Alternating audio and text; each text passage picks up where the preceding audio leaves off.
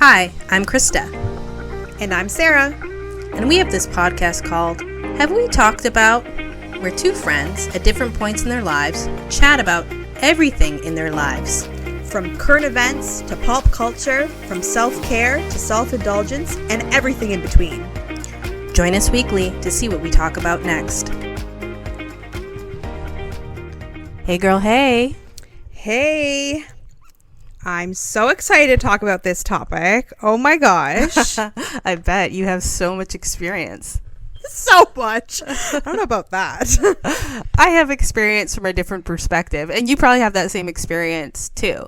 What do you want to talk about? What we're talking about today? I know I usually lead the charge, but since you are a veteran, oh my gosh, no pressure. Yeah, sure. Since we feel like this season is upon us, we wanted to talk about weddings, the wedding industry, things leading up to the wedding, and just weddings in general.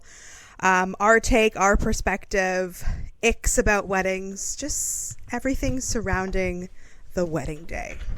Yes, which seems like it's something so small, but when we get into like the thick of what is entailed and your experience, I think some people will be like nostalgia in a bad way, but other people, their minds will be blown because there's a lot involved in weddings and plannings and things of that sort. And it's very expensive. It is very expensive. I pulled some stats for the purposes of this conversation today. Oh my gosh, me too. And of course, the stat that I want to find right now is the one that I can't find.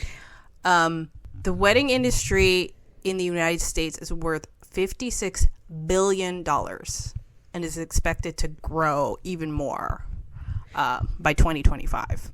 Like, I believe that because when you're planning a wedding and you say, oh yeah, like I need this for a wedding, like the price just automatically increases by like 80%. Right? Like the wedding tax is insane. Yeah, if you just said party, they'd be like, okay, but you said wedding. So they're like, ooh, ding, ding, ding. Exactly. Which is why I always said if I did get married, one, I'd have to be rich, and two, I would tell them it was a party and not a wedding. True. That's a good tip. Future brides out there. I'm sure other people have tried to do that. Valid. The average wedding cost in 2020, so again, 3 years ago, in Canada was $30,000. That's the same. I got the same figure in my stats too, about $31,000. Which is crazy because at the end of the day, it's one day. It's honestly just a few hours. It's not the full day. It's like 12 hours, maybe 10 hours, 8 hours. For the bride, it's probably a full day because of all the prep. But for those that are attending it, they don't have any concept. Maybe they have a couple extra hours on the front end of getting ready and driving over, and maybe on the back end. But it's just a day of pure exhaustion, I feel like. Yeah. How long have you been married now, Sarah? 5.5 years. Oh, damn.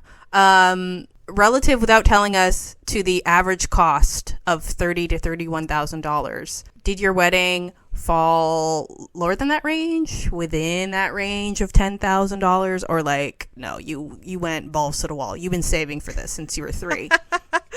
No, it was less than that, but nice. Nicely done. It was it was like classy. It was classy AF. Yeah, but it was definitely less than that. I can't justify that for one day. But it was less than that. But at the end of the day, it is and remains the best day of my life. Yes, I have kids, but that still remains the best day of my life. Of course. But I mean, you'd hope that it was the best day of your life because that means that you still, you feel good about your decision. You still look on that day filled with love, and that love, made 2 babies. Mm-hmm. That's valid. I also feel like leading up to the wedding, there is so much that can occur. So you have potential engagement party. Right. What does that mean exactly for like, listeners and myself? I think you have a party because you got engaged and you want to celebrate. Okay, cool. So when does that happen in relative to the wedding? Is that something that happens like 6 months out from the wedding, or like a month, or like night before, or no. When you got engaged, a year? Yeah. Like it'll be pretty clse to your engagement. You'll want to celebrate your engagement because you're just on cloud 9 and you're so happy to be in love, and you just want to celebrate it with everyone. Have you been to an engagement party? I have not. Neither have I. Have I been invited and maybe didn't go because I'm an introvert? That's highly possible. But since we're talking about engagements, the average engagement based on some of these wedding sites says it's between 13 and 14 months. Wow. How long were you and hubby engaged for? Very long time. But you have, I think we touched on this in a previous episode. We got engaged very young. So cute. Because we were just ready. We were dating for a long time. We were just ready to take that next step together. I think we were engaged for like 3 years. We were in no rush. We knew we wanted to be together. We just kind of were just living our life, and then we eventually started planning the wedding. So I didn't feel any pressure to like, oh my God, I need to plan the wedding immediately. But you and hubby were living together while you're engaged, no? Yeah, correct. Yeah. So I think that kind of like is an important piece where it's like you planning to get married, but you're living together kind of as husband and wife before the big day. Right. Valid. That's valid. And then have you ever been to, they have different saying, they have like a Jack and Jill party or a stag and doe party. Have you ever been to any types of those parties? So Celebrations. I'm understanding correctly. A Jack and Jill and stag and doe is when the bachelor bachelorette parties are combined, correct? Ooh, I thought that Jack and Jill, maybe they're not even called Jack and Jill nowadays. What's the party that like you have to buy stupid raffle tickets and you go and you have to pay money and like you win potential prizes? What is that? I think that's like a Jack and Jill and stag and doe, but is that in place of or is that in addition to, I guess? Because I think it's in addition to. Oh my God. Right. So is that in addition to like the bridal shower then? Because then I feel like yes. Like that, I can't. I've never been to a wedding where all of those things happen. It's always a combination of or in place of. So most people that I know of indirectly that did Jack and Jill's didn't necessarily have like separate bachelor parties, other than maybe the night before they go or a weekend before they go with their girlfriends or their guy friends to like a spa or some shit. Like it tones down everything else because I would imagine it's because they don't have enough money, and that is why the raffling happens. So I have been to one of those. Wow. And I didn't know the person that was even getting married, by the way. I was somebody's date. Interesting. Okay. I personally feel this is Sarah's opinion, perspective. Don't come at me. Or you can come at me. That's fine. I think Jack and Jill are a money grab. They're a party to get people's money. Yeah. I've been invited to many and have been to zero. It's a tough thing to wrap one's head around. I mean, the idea of it sounds, practical, where it's like, well, we need money for the wedding, so this is a great way to do it. We all get together, but it's like, okay, but I didn't tell you guys to get married, so why am I being financially impacted for your dream wedding? Right. In a way. So yeah, right. I do struggle with that, and I would have no hesitation in telling that person that, where I'm like, I don't really believe in this as a thing. Like just elope. Yeah, kind of. Yeah, like I think we have a few weddings this year. I think we bought tickets to a Jack and Jill that's coming up, but I'm not going. Oh, so you've made your donation. Yeah, and I also, this isn't my friend, this is my husband's friend. So I was just like, whatever. But I do not like them. If you have them, if you love them, good, go for you. Do you? Yeah, of honestly, course. do you? It's a cultural thing. I just could care less about that particular aspect. And then in addition to, you have to buy a present, right? A wedding gift. Oh, girl, we're not even there yet. Yeah, we're not even there yet. And then we have the bridal shower. If you are, close to the bride or close to the groom or whatever, you have the bridal shower. And depending on the culture that you are in or that the bride is marrying within, that is an event. The wedding I participated in as a bridesmaid, we had the bridal shower at a hall. So there was tables set up, and we were there at the front table, and I was part MC for that whole extravaganza. That sounds very extravagant. Usually bridal showers are like at someone's house in a backyard. I've definitely done that. Low key kind of thing. Yeah, the do not cross your ankles game. Right. Yeah, no, this was like a full-fledged hall. Like everything is in a hall. You have decorations, you have tables, you have prizes. Oh my God, that's speeches. Expensive. Right? I mean, did I have to pay for anything on that? I can't remember. I just remember at the time that I was asked to be a bridesmaid, I was unemployed. I'd been laid off from my job, so I literally had no money. Yikes. And still having to pay. Did I pay for my dress? Maybe she paid, but I had to pay for my shoes. It was just a really bad time to ask me to make this kind of a financial sacrifice, but I was obviously a close friend. I'm still friends with her to this day, but like, people don't get how other people are struggling when they're choosing to do these type of things, right? Like, and nobody's going to say, hey, I'm broke. Right. No, valid. And there are some people out there, there are some brides out there that like will ask their friends, like, I know you're going through some, tough times right now. I obviously want you in my bridal party, but, can you swing it? Do you want to be no feelings if you can't, right. So, but yeah, bridal showers, usually the bridal party, specifically bridesmaids, will chip in for the party. And usually you'll have to, purchase a gift off the gift registry. So it's like an actual product that you wrap and you bring to the shower. Physical good. Exactly. And you have some food, you play some dorky games, open gifts, bada bing, bada boom, you're done. And we haven't even gotten to the main course. No, not even yet. And then, depending how your relationship is with the bride and the groom, you may or may not be invited to the bachelor or bachelorette party. And lucky for you if you're not. Right, because I also feel like, depending on who those individuals are, it could be just like a one-night thing where you go out, you have some fun, have some drinks, grab some food, do some fun activities, and that's it. Could be a weekend-long thing, or could be a fucking trip. Exactly, that you have to plan for and pay for. So there's levels. Right. There's definite levels. Going to the bachelorette party, bachelor party, it ties into a stat that I have here about like the average number of like bridesmaids and groomsmen. Yes. And this ties back to an earlier episode where we talked about close friends, right?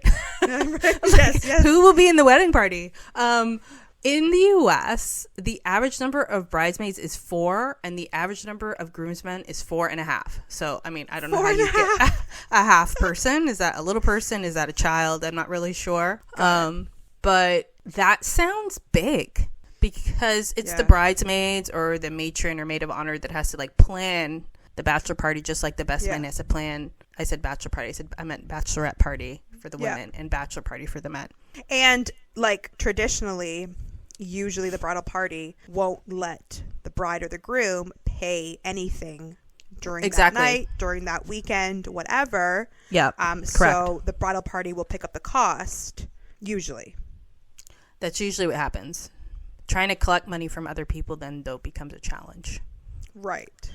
And then people have different ideas of what that's supposed to look like. So that's where you really realize who is a close friend and who's not of the bride.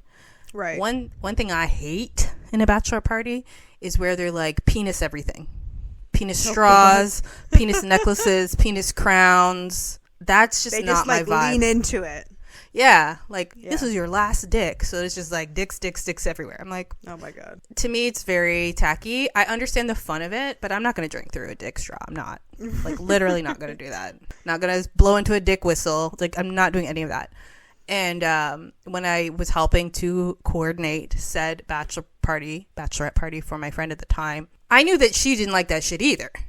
Right. But then she had these other friends who then wanted to be bridesmaids and control the party that were wanting to do all of this shit. And she's telling me that, they're asking what I'm doing and what we're not doing. And I'm like, and Krista is a savage, right? So I'm like, listen, good friend, if you want them to plan this party, I will gladly relinquish my duties.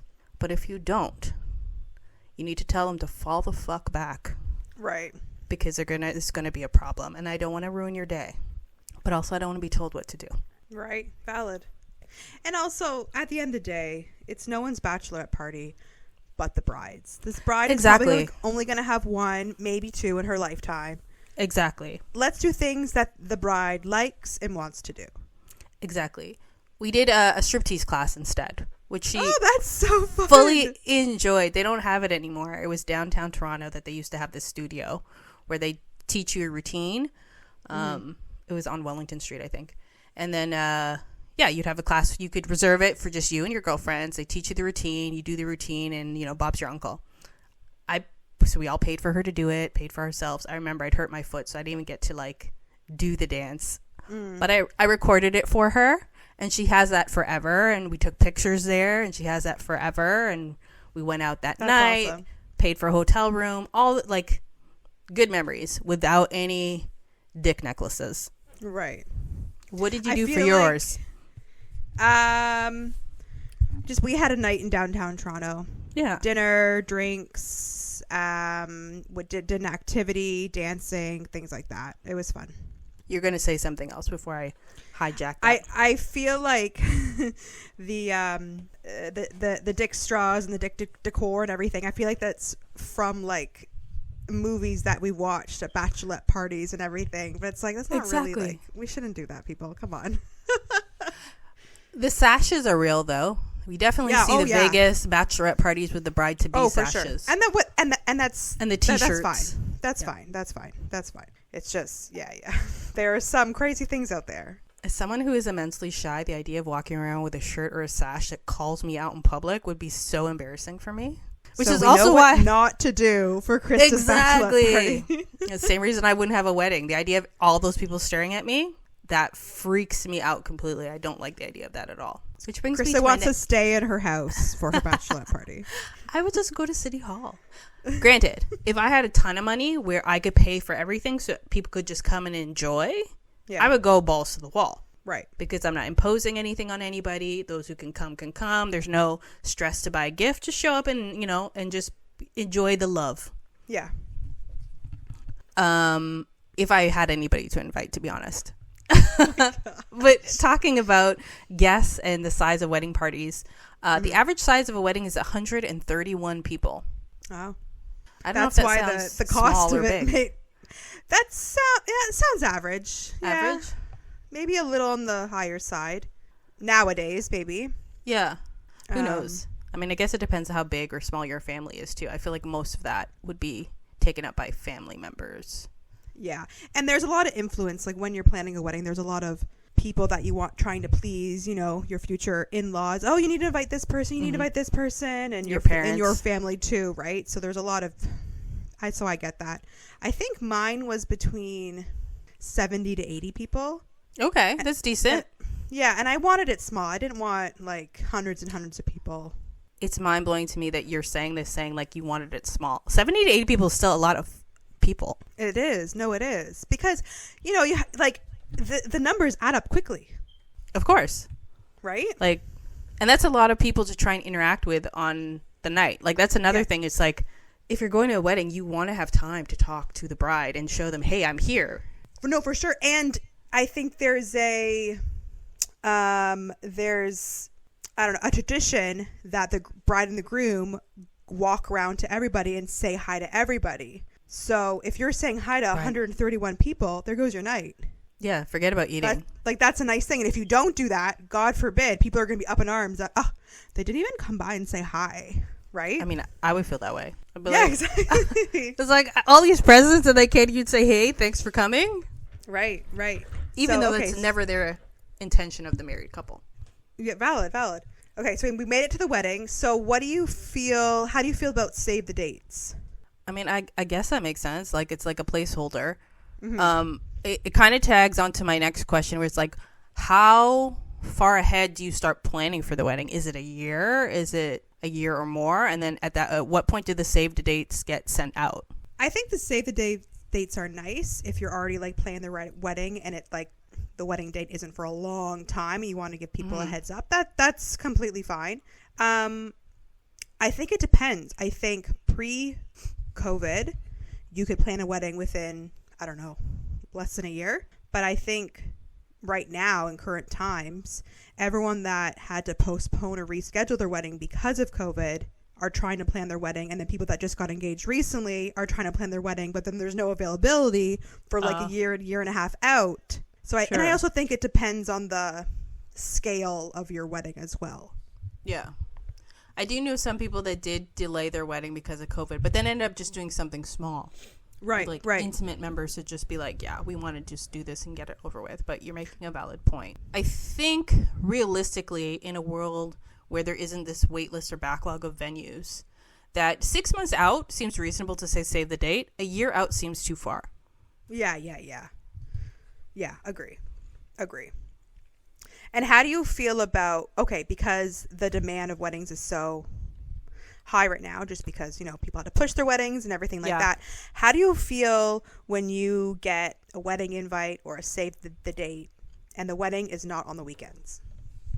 It's going to be a no for me off the jump. Like a Friday wedding or something. And especially in a world where a lot of companies don't necessarily give you a lot of vacation time. I haven't been working anywhere that I have significant tenure that I'm like, oh, I have 30 days. What's the extra day? Like, again, I completely understand they wanting to save money and have their date then so they can have their wedding. Absolutely. Weddings are expensive. I totally get that. Or maybe that was the only availability during that month and they just wanted to get married. 100%. But then to ask me to take a day off to celebrate, like, selfishly, like, my time off is for me, right? Like, if it's a close person, maybe if it was like my sister getting married, maybe. Right. Anybody, like, it'd have to be immediate family only that I would make that concession. I wouldn't outside of that unless it was part of a bigger thing. You're getting married on Friday, you know, on a Friday, but it's in Jamaica. Different story, right? It's a destination wedding. That's different. How do you feel about destination weddings? I say go for it. I feel like anybody doing a destination wedding is like, we don't really want everybody coming. So those that come, great, because not everybody's going to spend that kind of premium to go as part of the wedding, you know, the wedding group, because it's always more expensive. Yeah. You're getting, they include the cost so that the bride and groom get to go for free. Yeah, valid. So then it speaks to, again, like, can you afford this? I feel that, sorry, Krista, before we get off destination weddings, I feel if you're having a destination wedding or if you're having a wedding that's far for most or like 90% of your guests, you should either say, don't worry about a gift. You are spending your money to come to my destination wedding. I do not need a gift. Your presence is my gift. Or if you're going like to a different city or a different town and you need to drive 4 or 5 hours to get there, like, your gift is going to be substantially decreased, what I'm giving you. But I also think that should be like more common. It should be socialized as a norm. Like, the etiquette needs to change. Yeah. Like, the bride shouldn't dictate the etiquette of every wedding where it's like, well, this is what I need. This is what I need you to do. I need you to go on a diet. I need you to do this. I need you to dye your hair brown because everybody's brown. Like, it gets too crazy at a certain point. So it's like, people are making sacrifices to celebrate your love. Exactly. And they don't think about your love every day when they wake up. So, like, let's appreciate that. Yeah. You are not the center of everyone's universe, and you will only be for that day. But let's be reasonable. I wasn't going to trail off of destination weddings. I was going to add to it that 21% of weddings in the United States are destination weddings. So it's a very low number still. And the most popular destinations are Hawaii, the Caribbean, which isn't a place, it's an area, and Mexico. It makes sense. That makes sense. Summer warm, beach, I get that. Yeah, and then it's you just tack on your honeymoon at the end of it, right? Yeah, you're already right there. You're already in paradise. That's valid. Just living your life with a pina colada. That sounds nice. And then how do you feel about, so if you get invited to a wedding and you go to the wedding, how do you feel about if there's no open bar or if it's buffet, or if it's not even buffet, it's just like hors d'oeuvres, like, do you judge? I judge, but I'll judge because I'll know that way before the wedding, right? The invitation will tell you what's up. One thing that probably I struggle with more is a big gap between the wedding ceremony and the reception. When there's like 3 or 4 hours in between. I've been to a couple of those. And it's like, guess what I'm going to do in between? I'm going to go eat. I'm going to maybe have a drink. I'm going to have to like find somewhere. And that's another money spend for your guests, right? Like, yeah. For whatever reason, you couldn't make it work because the availability is here and the availability is there. And you got to take pictures or do an outfit change. But then everybody else needs to figure it out. So if you've already done that in a place that's in buttfuck nowhere. Right. What does one do? That's where you expect your immediate and like circles to be able to like deal with that, but outside people shouldn't have to like find an activity to do in between. But it's hard because I can speak from the bride and groom perspective. I don't remember how many hours we had, 2, 3 maybe, but it's hard because you got to do a lot, and we had to change locations.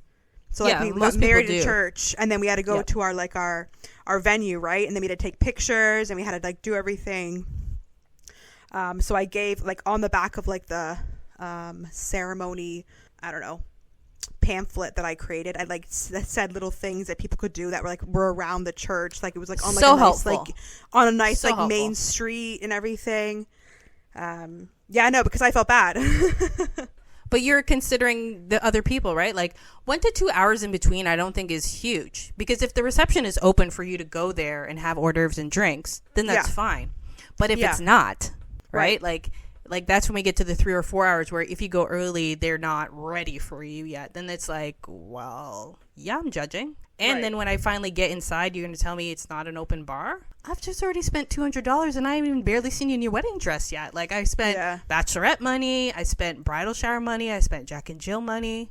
Yeah, I know. So yeah, I love you, bride, but I don't think about you every breathing day. And it does financially put people at a disadvantage, especially when those people, not saying all people, but not everybody would turn around and do the same thing. If you know that person would turn around and do the same thing for you, fine. But a lot of people won't. Right.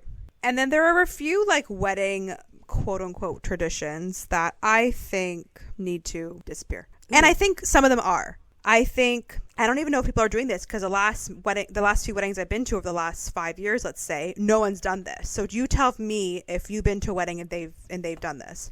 Sure. Has the bride thrown her bouquet into the single ladies for them to catch? Yes. Okay. Has the bride and the groom done the awkward thing of where the groom goes up her dress to find her garter? Is that what it's called? Yes. Oh my God, that is so awkward. It's so cringe to watch, though. It is so cringe to watch, especially when it's a family member. Like watching a cousin get married, and it's like, ugh. Yeah. Yeah, no, that needs to go. I definitely did not. I was like, I'm not doing that. That is so awkward. I'm not doing that. Like, no Valid. way. I also feel like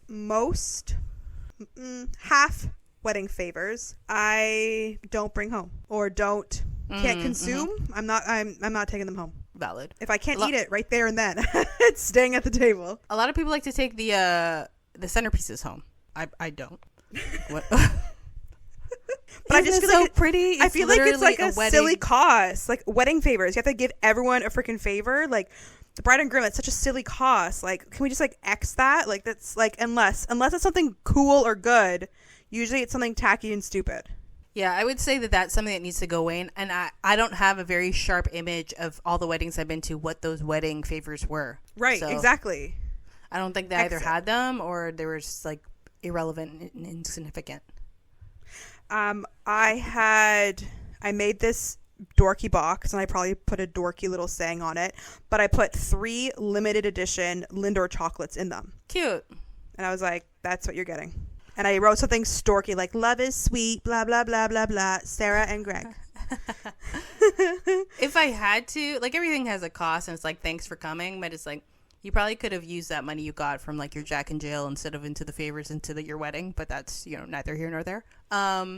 Give something that people can use. They'll think about you. Like I would give like a fucking bottle opener, right? With my name. I know, but you think that's cheap, and then you look into it and you're like, $5 or $6 per person? Yeah. No, scratch that. Nope. You'd have to like outsource this from like Alibaba or something and then go somewhere else and get it engraved. But like, well, exactly, right? But then just like don't. Just like it's just a card being like, thanks. Yeah. Or send it out later with a picture. Yeah. Thanks for coming. I also feel sometimes this can be an ick. First dances. When the bride and groom has their first dance, when the bride and the dad have their first dance, when the groom and the mom have had the first dance, like, yeah, really, do we really need that nowadays? Yeah, I mean, I guess it's the official way of looking at like the starting of the new chapter, and it's usually emotional for those that are partaking in the dance. Yeah, so I have no emotions. Just kidding. I did not want to slow dance with my husband for 3 minutes and have everyone watch us. Totally get that. I also have been danced for like 15 years of my life. So crazy. We did a slow dance for like 45 seconds, and then it remixed to a fast dance song, which I choreographed our dance, and it was amazing because no one expected it, and it was awesome. Do you have that on film or... Yes. And then I did the exact same thing. I did the exact same thing with my dad. I'm like, Dad, I'm not dancing with you for 3 minutes. Like, shoot me in the face. So we danced probably for 25 seconds. And then we did a choreographed fast dance. And everyone died because my dad does not dance. I love that. Let's normalize that. I won't ask you how old you were when you got married. But the average married couple for men is 31.4 years of age and 29.2 years for women. Wow. I was younger. Ah, interesting. It's a big feat to get married and to get married at the right age. I feel like there's a maturity that has to come into it where it's, if you don't have the behaviors, like the marriage doesn't all of a sudden you wake up and you have this mindset that switches where I'm like, I can't argue with him and threaten to leave him like I would when he was my boyfriend. And I shouldn't have been doing that when he was my boyfriend anyway. No, valid. It's just at the end of the day, usually your wedding, again, it's one day. It goes by so fast. You wake up the next day and you're like, oh my God, it's all over. Everything I've been planning for, everything I paid for, it's done. Yeah. The come down must be intense. I was sad. But also, weren't you relieved? Because people go crazy up until the wedding with all the planning and stuff always goes wrong. Like, it's so stressful. Yeah, no, it was stressful. Moment. I just had such an amazing day that day. And I woke up, I was like, oh, it's all over. But we did go on our honeymoon, I think, 2 days later or 3 days later. Okay. Which, a tip, if anyone out there, if you can swing it, I highly, highly recommend to continue that wedding high and go on your honeymoon right after, because you're just on cloud 9. You just want to continue. You just want to ride that wave for as long as you can. Totally. If you can swing it. My brother and sister-in-law flew out the next day, like literally. Nice. They were supposed to be driven to the airport or the hotel near the airport so they could stay there for the night and then leave the next day. And my dad was supposed to be the driver, but he was too drunk. Oh. He had a good time. Passed out and my mom drove them. But yeah, I agree. Like, continue that energy and just like, you're still in that fog of like love. 100%. 100%. Like, you don't want to go to work on like the Monday and be like, oh, back to reality.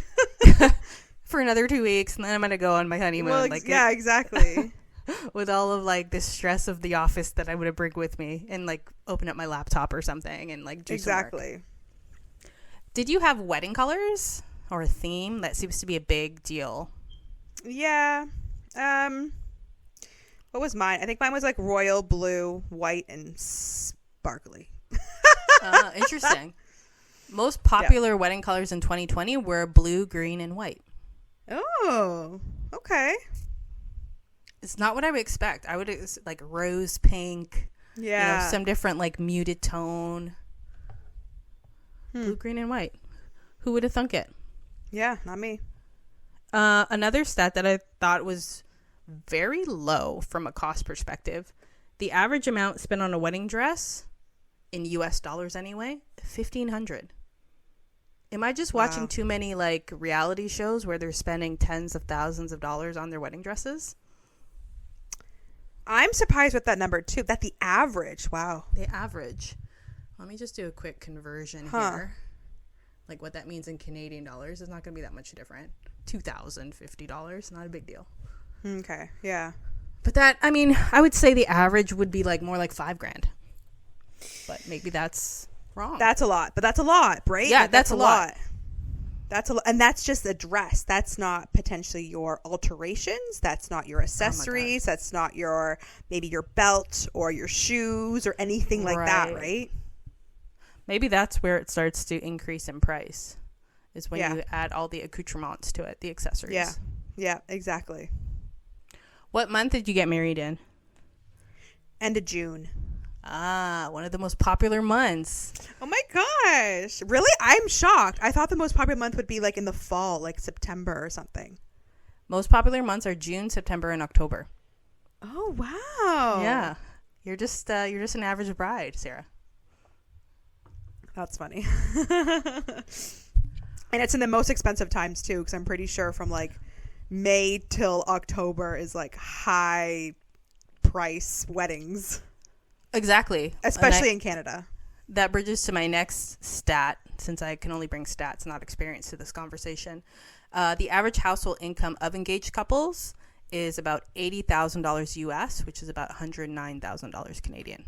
To give you an idea of like what kind of income brings what kind of costly wedding. So those same people are having their $22,500 but that's expensive weddings. Well, yeah, exactly. Like that's a lot for one day. Yeah, absolutely. When you take into consideration like all your other bills and expenses, it's just like that's a big chunk of your income. Exactly. And maybe you want to be smart and have a smaller wedding and put that money that you were going to spend on a wedding towards like buying your first house or buying your first place or doing a renovation or something like that. Set yourself up for your marriage. Don't just focus on your wedding day. That's a very, very good tip. I don't think that people think beyond that like it's just about the wedding and it's not about what that actually means. Is that you guys are bound. You're legally bound. You're in it together, ups and downs. It's not just about this big party for like a social media post. Right. You got to think about the marriage after the wedding day. That's the longest, the adventure and journey. And not to be morbid or somber, but I think everybody knows this, that marriage rates are declining. Again, I'm using U.S. Statistics because they're easier to extrapolate from the internet. The marriage rate in 2020 was 6.5 per thousand people. In 1970, it was 16.4 per thousand people, which sounds low anyway. Like, you're going to tell me for every 1,000 people, only 16 and a half of them were getting married in 1970? I thought there was a bigger... Yeah, way more. Yeah, unless you're telling me most of the people that made up the world at that time were just way older than marrying age, like widows and like children. Right. I don't know. Do you have a stat on how long people are dating for before they get engaged or before they get married? Okay, I don't have that stat. So yeah, no, I have it actually. So about sweet. 2.5 years people are together before getting engaged. Which is, I guess that's, but I also feel like it depends what age you're at. Yeah, I was gonna say, like the older you are, it should be a long relationship at that point, right? Right. You either you know or you move on. Exactly. You either know. You're self-aware, you know what you're capable of, you know what they're capable of, what you're looking for, what this means. There shouldn't be a lot of hemming and hawing when you're 40 years old and you're like, we've been together for 5 years. Yeah. Like at that point, like what's going on? Yeah. Shit or get off the pot. Exactly. But if you're in your early 20s, I don't think, again, everyone's situations are different, but yeah. I don't think there's any rush to get married. Enjoy your life, be together. That's totally fine. And that's what I did. Yeah. We got engaged really young. But then again, we didn't get married it took us like 3 years to get married. I agree. I think there's an allowance to be made in your early 20s or somebody that you've been with a long time for all of those things to be elongated if you know at the end you're going to be together, right? Like the engagement's longer. If you're working on like saving for the wedding and all these kind of things, yeah, that makes total sense. Yeah, just don't rush into it because at the end of the day, date the person, especially in your 20s. Date them. Make sure they're the right person because you don't want to go through this again. So date them for a while. Just don't jump into a marriage because it's going to be a very challenging process to get out of it if you need to. Agreed. I think the key here is make sure you know who you are as a person outside of that relationship before you jump into the marriage. Right. Because then your identity is always tied to the other person, and that's when things kind of can fall apart. Right. Is there any like reality weddings or TV show weddings or couples, like celebrity couples weddings that you've watched or enjoyed or admire their relationship? I wouldn't say I admire anyone's relationship because I don't think I actually know anybody's true marriage to say.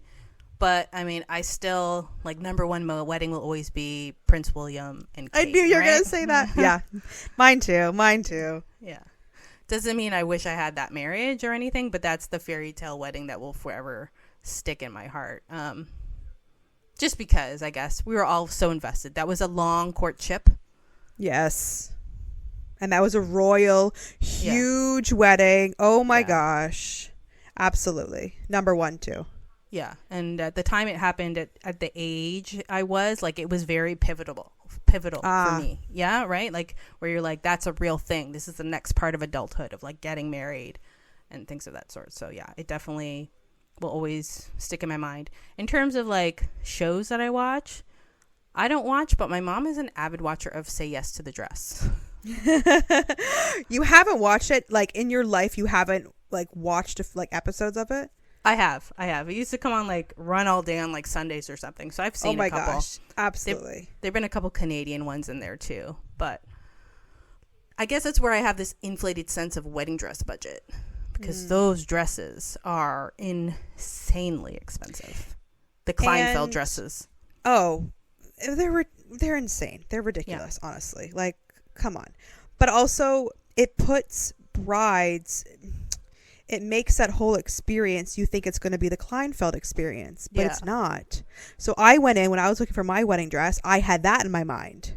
And it was not like that at all. It's really stressful. It's really hard.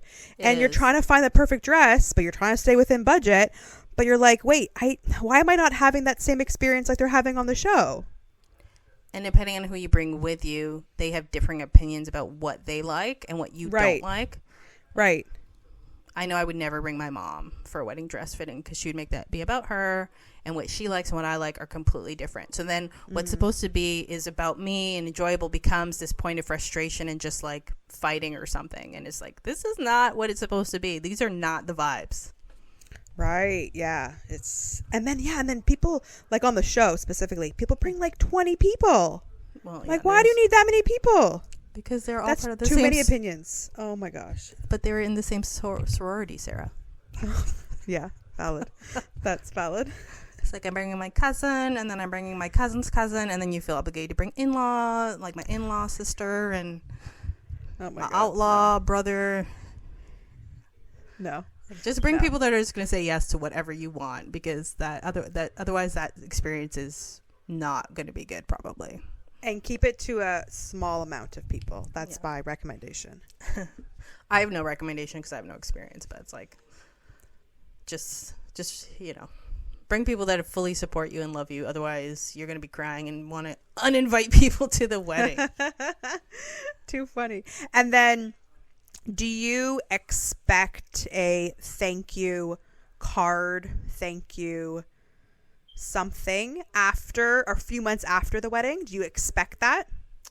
I guess the etiquette is to give one, but I will honestly say that after I've attended a wedding, I'm not even thinking about the wedding. So it's a surprise when I get the thank you card and it's appreciated, but I've already forgot all about your wedding and your love, respectfully. Right. Yeah. And that's valid. That's valid.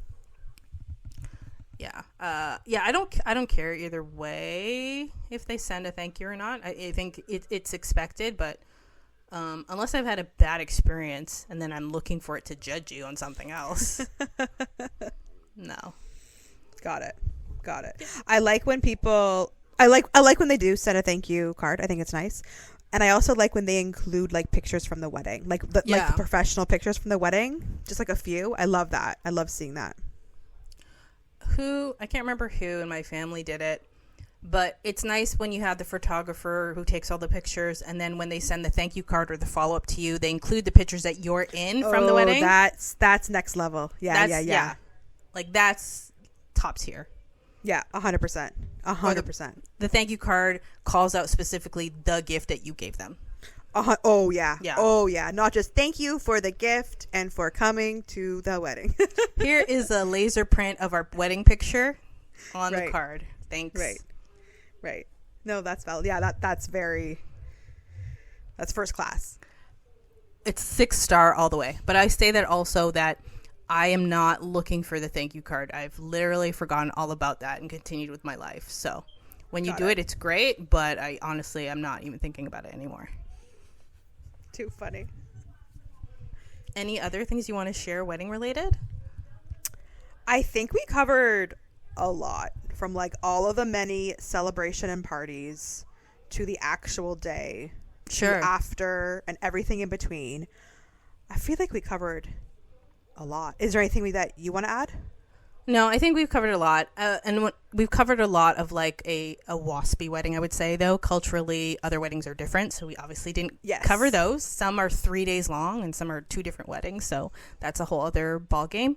But in terms of like the North American Anglo-Saxon experience of a wedding, I think we've touched all the bases and provided some informational data to support our findings. But of course, as always, the listeners chime in on what type of weddings they've had, how they've approached it, different ideas, their perspectives, because we're only speaking from our own lens, right? Exactly. And as always, please rate and review our podcast. We look forward to your feedback and your comments. As always, follow us on social media. Definitely comment there. And as always, we'll see you every Tuesday when the new episode drops. And Miss Sarah, I will see you again next week. Chat with you next week. Bye, girl. Bye.